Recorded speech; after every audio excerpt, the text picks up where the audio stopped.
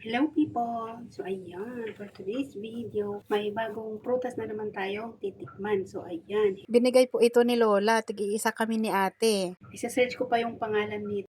Parang apple siya na may, ayan parang tela. Yung kutis niya, ganyan siya. Ganyan, ayan. Bubuksan na natin.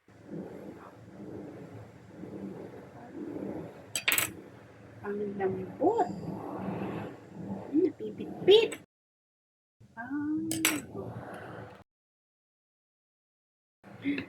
Tapos, ganyan na natin.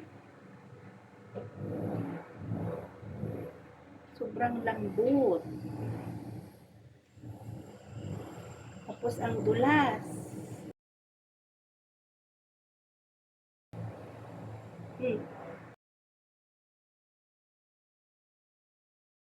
Hindi ko ma-explain yung lasa. Ba't parang may bitter taste?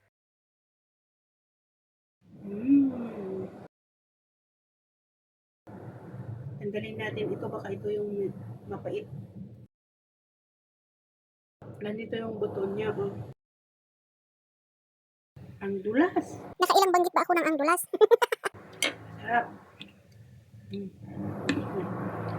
Wala na. So, ayan. Ang ingay ng ating paligid. Nakain na natin.